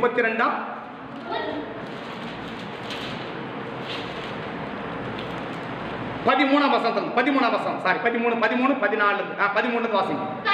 கர்த்தர் சீயோனை தெரிந்து கொண்டு அதை தமக்கு வாசஸ்தலமாக்க விரும்பினார். இது என்றென்றைக்கும் நான் தங்கும் இடம். கர்த்தர் ஒரு இடத்துல தங்கினா, கர்த்தர் ஒரு மனுஷனுக்குள்ள வாசம் பண்ணினா, கர்த்தர் ஒரு குடும்பத்திலே வாசம் பண்ணினா, அந்த வீட்டையும் அந்த ஸ்தலத்தையும் கர்த்தர் எப்படி ஆசீர்வதிக்க விரும்புகிறார். ஓபேத் ஏதோம் என்ற ஒரு வீடு இருந்துச்சு. ஓபேத் ஏதோம் என்ற ஒரு வீடு இருந்துச்சு. அந்த வீட்டுக்குள்ள உடன்படிக்கை பெட்டியை கொண்டு போய் வச்சாங்க. எங்க? ஓபேத் ஏதோமுடைய வீட்டுல உடன்படிக்கை பெட்டி கொண்டு வச்சாங்க. அந்த பெட்டி இருக்கிற வரைக்கும் அந்த ஓபேத் ஏதோமுடைய வீடு என்ன செஞ்சுச்சுன்னா ஆசீர்வதிக்கப்பட்டது. அப்படியே தேவன் தங்கினா அந்த வீட்டுல என்ன தங்கும்? ஆசீர்வாதம் தங்கும். நீங்க எதை கேட்கிறோம்? ஆசீர்வதிங்க ஆண்டவரே, ஆசீர்வதிங்க ஆண்டவரே, ஆசீர்வதிங்க ஆண்டவரே. எது வந்தா எது வந்துருங்க? கர்த்தர் உள்ள வந்தா ஆசீர்வாதம் தானா வந்துருங்க. உள்ள கர்த்தர் உள்ள வந்தா ஆசீர்வாதம் தானா உள்ள வந்துடும். ஒரு கல்யாணத்துல ஒரு ஒரு கதை மாதிரி சொன்னதா கேள்வி. ஒண்ணுன்னா ஒரு வீட்டுக்குள்ள அன்பு 3 பேர் போனாங்களா. ஒருத்தன் யாரு? அன்பு. இன்னொருத்தன் யாரு? செல்வம். இன்னொருத்தன் யாரு? வெற்றி. இந்த 3 பேரும் போனாங்க. எங்க? ஒரு கல்யாண வீட்டுக்கு போனாங்க. ஒரு வீட்டுக்கு போனாங்க. ஒரு வீட்டுக்கு போனாங்க. 3 பேர் போனாங்க. அந்த வீட்டு முதலாளி வெளியில போயிட்டார். வெளியில போயிட்டாங்க. அந்த வீட்டுக்கு தான் இருக்கிறாங்க. அந்த 3 பேர் வெளியே நிற்கிறாங்க. இந்த அம்மா கூப்பிடுறாங்க, வாங்கய்யா உள்ள. இல்ல உங்க வீட்டுக்காரர் எங்க? உங்க வீட்டுக்காரர் வந்தா தான் நாங்க வருவோம். காலையில இருந்து சாயங்காலம் வீட்டுக்காரர் வரல, சாயங்காலம் வீட்டுக்காரர் வீட்டுக்கு வந்த உடனே இப்ப அந்த அம்மா எங்க நீங்க வெளியில போனதுல இருந்து 3 பேரும் காலையில இருந்து நம்ம வீட்டு வாசல்லே உட்கார்ந்து இருக்கிறாங்க, இவங்க கூப்பிடுங்க அப்படி சொன்ன உடனே அந்த 3 பேர் கேட்டான், எங்கள்ல யார் முதலாவது வீட்டுக்காரர் கூப்பிடுறா அவங்க தான் முதல்ல வரும். யார் யார் இருக்கிறாங்க அங்க? வெற்றி இருக்கிறான், அன்பு இருக்கிறான், செல்வம் இருக்கிறான். 3 பேர் இருக்கிறாங்க. சரியா? வெற்றி, அன்பு, செல்வம் 3 பேர் கூப்பிடுறாங்க. சரி, இந்த அம்மா பார்த்தாங்க. சரி, யார் 2 பேர் டிஸ்கஸ் பண்றாங்க. இப்ப யாரு? கண்ணன் மனைவி டிஸ்கஸ் பண்றாங்க. யார முதலாவது கூப்பிடலாம்? இந்த வருஷம் நமக்கு பணத்துல ரொம்ப கஷ்டங்க, அதனால முதல்ல யாரை கூப்பிடலாம்? செல்வத்தை கூப்பிடலாம். செல்வம் என்ன அர்த்தம்? பணம். அதான் அந்த பணம். இப்ப இந்த வருஷம் எனக்கு பயங்கர கஷ்டமா இருக்கு. அது இப்ப சொல்லவே தேவையில்லை இல்லையா? எல்லாம் லாக்டவுன், பணத்துக்கே ரொம்ப கஷ்டமா இருக்குது. அரிசி வாங்க கஷ்டமா இருக்குது, காய்கறி வாங்க கஷ்டமா இருக்குது, பால் வாங்க கூட கஷ்டமா இருக்கு. அதனால அந்த வருத்தத்தினுடைய கஷ்டத்தை போக்க நமக்கு நிறைய கடன் இருக்குங்க. அதனால யாரை கூப்பிடலாம்? செல்வத்தை கூப்பிடலாம் முதலாவது. சரி செல்வம். அடுத்து வீட்டுக்காரர் சொன்னார், ஏண்டி இந்த வருஷத்துல நிறைய தோல்வி, நமக்கு விவசாயத்துல தோல்வி, குடும்பத்துல தோல்வி, எங்க பார்த்தாலும் தோல்வி இருக்குது. அதனால யாரை கூப்பிடலாம்? வெற்றியை கூப்பிட்டா நமக்கு என்ன ஆயிடும்? எல்லாமே மாறி. ரெண்டு பேரும் பார்த்தாங்க, வெற்றியும் கூப்பிடலாம், வெற்றியும் கூப்பிடல, செல்வத்தையும் கூப்பிடல. ரெண்டு பேரும் முடிவு பண்ணாங்க, சரி அன்பை முதலாவது கூப்பிடுவோம் அப்படின்ட்டு கதவை திறந்து அவன் கூப்பிட்டானா, அன்பையா உள்ள வாங்க அப்படின்னு சொன்ன உடனே அன்பு மாத்திரம் உள்ள வரல, எது உள்ள வந்துருச்சு? அன்பு உள்ள வந்த உடனே வெற்றியும் உள்ள வந்துருச்சு, செல்வமும் உள்ள வந்துச்சு. அவங்க கேட்டாங்க, நாங்க ஒரு ஆளதாக வர சொன்னோம். ஆமாங்க, அன்பு உள்ள வந்தா வெற்றியும் தடியடிக்க முடியாது, செல்வமும் தடியா இருக்கும் போது நாங்க இணைஞ்சுதாங்க உள்ள வருவோம்னு சொல்லி இன்னைக்கு எதை கூப்பிடுறத விட்டுட்டோம். ஆண்டவர் உள்ள வந்தா எது உள்ள வந்துரும்? ஆசீர்வாதம் உள்ள வந்துரும். ஓபேத் ஏதோமுடைய வீடு எப்படி ஆசீர்வதிக்கப்பட்டுச்சு? உடன்படிக்கை பெட்டி அந்த வீட்டுக்குள்ள வச்சாங்க. அந்த வீடு என்ன ஆகி போச்சுன்னா ஒரு ஆசீர்வதிக்கப்பட்ட வீடாக மாறி போச்சு. இன்னைக்கு ஏன் கர்த்தருடைய ஆசீர்வாதம் நம்ம வீட்டுல இல்ல அப்படின்னா, வரவேண்டிய ஆண்டவர், வாசம் பண்ண வேண்டிய ஆண்டவர் நமக்குள்ளாக, நம்முடைய குடும்பத்துக்குள்ளாக, நம்முடைய இருதயத்துக்குள்ளாக வாசம் பண்ணாமல் போனதினால வர வேண்டிய செல்வமும் வரல, வர வேண்டிய வெற்றியும் வரல, வர வேண்டிய ஆசீர்வாதமும் வரல. இந்த குடும்பத்துல ஆசீர்வாதம் ஆசீர்வாதம் ஆசீர்வாதம். ஆசீர்வாதம் தேடாத, ஆண்டவர் தேடு, ஆசீர்வாதம் தானா வரும். ஆண்டவர் தேடுப்பா, ஆண்டவர் தேடுமா, ஆண்டவரை தேடிட்டா ஆசீர்வாதம் தானா வரும். இன்னைக்கு ஆண்டவரை விட்டுட்டு ஆசீர்வாதம் ஆசீர்வாதம் ஆசீர்வாதம் ஒரு நாள் வராது. ஆசீர்வாதம் பேப்பர்ல வேணா எழுதி ஓட்டலாம், வாழ்க்கையில வராது. வாழ்க்கை ஆஸ்வதிக்கப்பட்ட வாழ்க்கை மாறணும்னா தேவன் சொல்றாரு, அங்க சொல்ற சங்கீதத்துல சொல்றாரு, நான் அந்த ஸ்தலத்தை விரும்பினபடியால் இங்கே வாசம் பண்ணுவேன். அங்க சொல்றாரு, மேல மீண்டும் பாருங்க,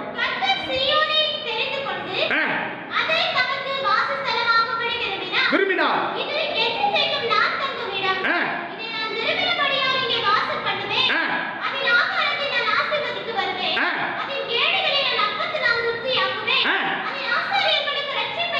உடுத்துவேன், மிகவும் கம்பீரிப்பார்கள், அங்கே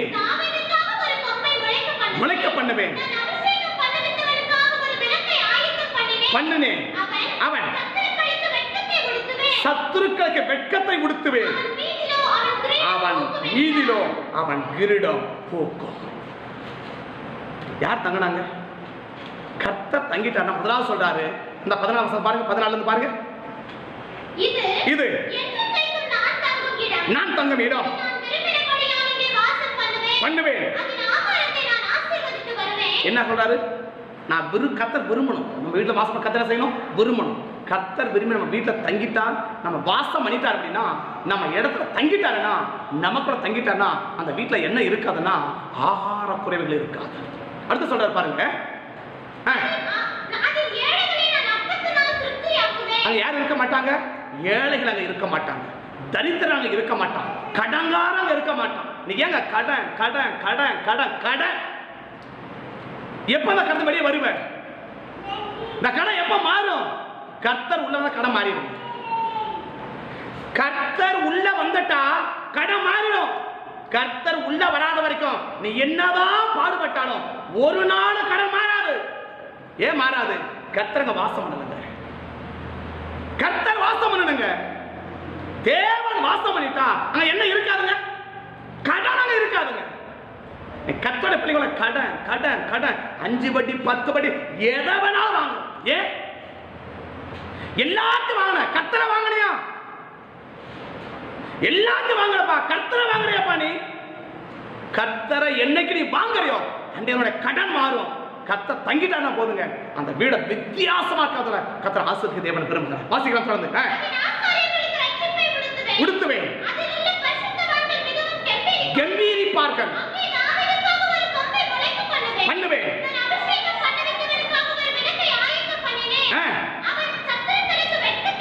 அவன் சத்துருக்களை வெட்கத்தை உடுத்துவேன், மீதிலும் அவன் கிரீடம் பூக்கும் என்றார். என்ன பூக்குங்க? அவன் மீது அவன் கிரீடம் பூக்குங்க, தலைக்கு மேல கிரீடம் பூக்குங்க. ஒரு மிகப்பெரிய ஆசீர்வாதம் எப்போ வருதுன்னா கர்த்தர் அங்க தங்கும்போது தாங்க வருது. இன்னைக்கு கர்த்தரை விட்டுட்டோம், வெறும் ஆசீர்வாதம் மட்டும் கேட்கிறோம், கர்த்தர் வராது. நான் சொன்னேன், அன்பு வந்துட்டான் வெற்றியும் வந்துடும், செல்வமும் வந்துடும். நீ வெற்றியை மட்டும் கூப்பிட்டனாக்க ஒன்றும் வராதுங்க. இதை மூணு பிரிக்க முடியாதுங்க. கர்த்தரையும் ஆண்டவரையும் ஆசீர்வாதத்தையும் பிரிக்க முடியாதுங்க. ஆண்டவர் வந்துட்டா ஆசீர்வாதம் தானா வருங்க. இன்னைக்கு ஆண்டவரை விட்டுட்டோம், ஆசீர்வாதத்தை பிடிச்சு கிடக்கிறோம். இன்னைக்கு ஆண்டவரை விட்டுட்டோம், ஆசீர்வாதத்தை பிடிச்சு கிடக்கிறோம். ஒரு நாள் வந்து சேராதுங்க, ஒரு நாள் வந்து சேராது. ஆண்டவரை பிடி, ஆசீர்வாதம் தானா வீட்டில் குப்பை கொடி கிடக்கும். ஆண்டவரை பிடி, ஆண்டவரை வாசம் பண்ணு. ஆண்டவர் வாசம் பண்ண ஸ்தலமா உன் ஸ்தலத்தை மாத்து. வசந்த முக்கியத்துவப்படுத்து, வசந்த பேசு, வசந்த பழகு, வசந்த வாழ்ந்து காட்டு. வசனத்துக்கு மேல தாகம் விடு. நமக்குள்ள வசந்த கொண்டு வாங்க, வசந்த பேசுங்க, வசந்த பழகுங்க, வசந்த வாழ்ந்து காட்டுங்க. வசனம் என்றைக்கு வாழப்படுகிறதோ அந்த வசனத்துக்கு மத்தியில் தான் கர்த்தர் வாசம் பண்ண விரும்புகிறான். அந்த வசனம் எங்கே வாழப்படுகிறதோ அங்கு தேவன் வாசம் பண்ணுகிறான். அந்த வாசம் என்ற இடத்துல கர்த்தருடைய ஆசீர்வாதம் அங்கு தங்கியிருக்கும். ஆண்டவரையும் ஆசீர்வாதத்தையும் பிரிக்க முடியாது. எப்படி செல்வத்தையும் வெற்றியும் அன்பையும் பிரிக்க முடியாதோ அதை போல ஆண்டவரையும் ஆசீர்வாதத்தையும் பிரிக்க முடியாது. ஆசீர்வாதம் வேணும்னா ஆசீர்வாதம் பிடிக்காத, ஆண்டவரை பிடி, ஆசீர்வாதம் தானா உள்ள வரும். ஆண்டவரை விட்டுட்டு ஆசீர்வாதத்தை பிடிச்சனா ஆசீர்வாதமும் வராது, ஆண்டவரை வரமாட்டா. இன்னைக்கு நான் வீடு ஆஸ்வதிக்கப்படுனாக்க ஒன்று செய், தேவன் வாசம் பண்ணுகிற ஸ்தலமாக, தேவன் வாசம் பண்ணுகிற மனிதனாக நம்மை மாற்றணும், நம் ஸ்தலத்தை மாற்றணும். அப்படி மாற்றும் போது கர்த்தர் வாசம் பண்ணுவா. வாசம் இடத்தை தேவன் ஆஸ்வதிக்க விரும்புகிறார். கண்களை மூடுவோம், கர்த்தர் நோக்கி பார்ப்போம். எப்படி ஏதோ வீடு ஆசீர்வதிக்கப்பட்டதோ அதை போல நம்முடைய வீடை தேவன் ஆஸ்வதிக்க வேண்டுமானா தேவன் எதிர்பார்க்கிறது ஆண்டவர் தங்குகிற இடமாக, ஆண்டவர் தங்குகிற ஸ்தலமாக நம் வீடு மாற்றப்படணும், நம் இல்லம் மாற்றப்படணும், நம் உள்ளம் மாற்றப்படணும். நம்ம உள்ளமும் இல்லமும் என்றைக்கு தேவன் வாசமல்ல ஸ்தலமாய் மாற்றப்படுகிறதோ அன்றைக்கு ஆண்டவருடைய ஆசீர்வாதம் நம்முடைய வீடுகளிலே தங்கும், நம்ம இருதயத்திலே தங்க ஆரம்பிக்கும், அது உள்ளத்திலே தங்கும், அது இல்லத்திலே தங்கும். கர்த்தருடைய பிள்ளைகளே, இன்னைக்கு ஆண்டவன் வீட்டை வாசம் என்பதை சற்று நிதானிச்சு பாருங்க, சற்று நிதானிச்சு பாருங்க. அந்த ஒளி என்பது என்ன? வேத வசனம், சத்தியம், கிருபை, இது மூன்று உள்ளடக்கிய ஒளி. இந்த ஒளி ஆண்டவராகிய இயேசு வயசு வார்த்தை எங்க முக்கியத்துவப்படுத்துகிறதோ, வசனம் எங்கே முக்கியத்துவப்படுத்துகிறதோ அங்கேதான் தேவன் கிரியை செய்ய விரும்புகிறார், அங்கே தேவன் வாசம் பண்ண விரும்புகிறார். கர்த்தர் வாசம் பண்ணிட்டா அந்த ஸ்தலத்தை மேல ஆசீர்வாதம் தங்கி இருக்கும். கர்த்தர் வாசம் பண்ணினா அந்த ஸ்தலத்தை தேவன் ஆசீர்வாதம் தங்கி இருக்கும். உன் இருதயத்தில் ஆண்டவர் தங்க முடியுமா? வசந்த உணர்றியா? தவற திருத்தறியா? தப்பிதமா திருத்திக் கொள்றியா? நீ உணர்வடையணுமா? வேத வசந்த குறை சொல்றமா? வசந்த எதிர்த்து பேசுறமா? வசந்த குறை கண்டுபிடிக்கிறமா? வசந்த குறை சொல்றமா? வசந்த குத்தி காட்டுறமா? வசந்த தவற விளங்கிக்கிறமா? வசந்த கேட்டு உணர்வடைகிறமா? நீ வசந்த கேட்டு உணர்வடையாத வரைக்கும் நீ எத்தனை காரியங்களை செய்தாலும் தேவனுடைய ஆசீர்வாதம் வீட்டில் தங்கறதுக்கு வாய்ப்புகளே கிடையாது என்பதை இதன் மூலமாக தீர்க்கமாக உரைக்கிறேன் என்பதை நான் தைரியமாக சொல்ல முடியும். நான் தைரியமாக சொல்ல முடியும். உங்க வீடு ஆஸ்வதிக்கப்படணுமா? நீங்க ஆஸ்வதிக்கப்படணுமா? உங்களுடைய பிள்ளைகள் ஆஸ்வதிக்கப்படணுமா? தேவ ஜனமே, ஆண்டவரை முக்கியத்துவப்படுத்து. ஆண்டவர் வாசமனுடைய ஸ்தலமா மாத்து. ஆண்டவர் வாசமனுடைய இல்லமா மாற்று. ஆண்டவர் வாசமனுடைய உள்ளமாய் மாற்று. உள்ளத்திலும் இல்லத்திலும் ஆண்டவர் வாசம் பண்ணு வரானா ஆசீர்வாதம் உனக்கு மேலையும் குடும்பத்து மேலையும் தங்கி இருக்கும், தங்கி இருக்கும். எப்ப தேவன் வாசம் பண்ணுவா? வசந்த முக்கியத்துவப்படுத்து, வசந்த பேசு, வசந்த பழகு, வசந்த வாழ்ந்து காட்டு. வசனம் என்றைக்கு நீ வாழப்படுகிறதோ அன்றைக்கு ஒளி, ஒரு ஒளி உன் இருதயத்தில் பிரகாசிக்கும். அந்த ஒளியின் மத்தியில் தான் தேவன் வாசம் பண்ண விரும்புகிறார். அந்த ஒளி இல்லாத இடத்துல கர்த்தர் வாசம் பண்ண மாட்டார். அந்த ஒளியோட இருளாய் இருக்கிற இடத்துல ஒளியை உண்டாக்கின பிறகுதான் கர்த்தர் வாசம் பண்ண வருவான். அந்த ஒளியை உண்டாக்குவதுதான் வசனத்தை அனுப்புகிறார், வார்த்தையை அனுப்புகிறார், வெளிப்பாடு அனுப்புகிறார், சத்தியத்தை அனுப்புகிறார், கிருபையை அனுப்புகிறார். இதனால உணர்வடைந்து வார்த்தை வரும்போது, வசனம் வரும்போது, உபதேசம் வரும்போது உணர்வடைந்து என் இருளை மாற்றிக்கொள்ள உணர்வடைந்தாலே என் இருள் விலகி போயிடும். வெளிச்சம் எனக்குள்ளாக வரும். இந்த வெளிச்சம் உள்ள நபர்களுக்கு உள்ளேதான் நம் தேவன் வாசம் பண்ண விரும்புகிறான். அந்த வெளிச்சம் உலகில் வர வேண்டும் கத்த விரும்புகிறான். வசந்த வாழ்ந்து வசந்த உணர்வுங்க. கர்த்தர் உன்னை ஆஸ்வதிப்பார். பரிசுத்த பிதாவே, ஆசீர்வதிக்கப்பட்ட ஆண்டவரே, இந்த நேரத்தில் கூட ஒரு விஷயம் சமூகத்தை நோக்கி நாங்கள் பார்க்கிறோம் ஆண்டவரே. ஒரு விஷயம் நோக்கி நாங்கள் கதறுகிறோம் ஆண்டவரே. நோக்கி நாங்கள் கெஞ்சுகிறோம் ஆண்டவரே. ஒரு விஷயம் ஆண்டவரே, வேலை கடந்த நாட்களில் வசந்த உணராமல் போய்விட்டோம், வசந்த குறை சொல்லி விட்டோம், வசந்த குற்றம் கண்டுபிடிச்சிட்டோம், வசந்த கீழ்ப்படியாம போயிட்டோம், வசந்த புறக்கணிச்சிட்டோம், எத்தனை பேரை புறக்கணிச்சிட்டோம். தயவாய் மன்னிங்க ஆண்டவரே. எங்கள் இருதயம் இருளடைந்து போய் இருக்கிறது ஆண்டவரே. எங்கள் இருதயத்தில் இருள் இருக்கிறத நாங்கள் உணர்கிறோம் ஆண்டவரே. இந்த இருளை மாற்றி வெளிச்சத்தை எங்களுக்குள்ள பிரகாசிக்க பண்ணி இந்த வெளிச்சத்துக்கு மத்தியில் நீர் வந்து வாசம் பண்ண வேண்டும் என்று சொல்லி உங்க சமூகத்துக்கு கெஞ்சுகிறோம் ஆண்டவரே. கர்த்தருடைய கரம் எங்களோடு கூட இருக்கட்டும். ஆளுகைக்கு பராமரிப்புக்கும் அர்ப்பணிக்கிறோம் ஐயா. எங்களை தொடர்ந்து நடத்துங்க, எங்களை ஆளுகை செய்யுங்க, எங்களை ஆசீர்வதிங்க. உம்முடைய கரம் எங்களோடு கூட இருக்கட்டும், உம்முடைய பிரசன்னம் எங்களோடு இருக்கட்டும், உம்முடைய மகிமை எங்களோடு இருக்கட்டும். ஆண்டவரே, ஒளிக்கிற வாசம் பண்ண தேவனாய் கர்த்தர் எங்க இருதயத்தில் வந்து வாசம் பண்ணுங்க, எங்க உள்ளத்திலே வாசம் பண்ணுங்க, எங்க இல்லத்திலே வாசம் பண்ணி எங்களை எங்கள் குடும்பத்தையும் நீர் ஆசீர்வதிக்க வேண்டும் என்ற சமூகத்தை நோக்கி பார்க்கிறோம் ஐயா. எல்லா தடைக்கும் விலகட்டும், கிருபை தாமட்டும், எனக்கு அர்ப்பணிக்கிறோம். நடத்துங்க, நாமத்தை எடுத்துங்க, அர்ப்பணிக்கிறோம், ஆசீர்வதியும் இயேசுவின் நாமத்தில் வேண்டிக் கொடுக்கிறோம் நல்ல பிதாவே. ஆமென், ஆமென். என் ஆத்துமாவை கர்த்தரை ஸ்தோத்திரி, முழுமே பரிசுத்த நாமத்தை ஸ்தோத்திரி. என் ஆத்துமாவை கர்த்தரை ஸ்தோத்திரி. கர்த்தர் செய்த சகல உபகாரங்களை ஒருபோதும் மறவாதே. ஆமென், ஆமென். God bless you. கர்த்தர் உங்களை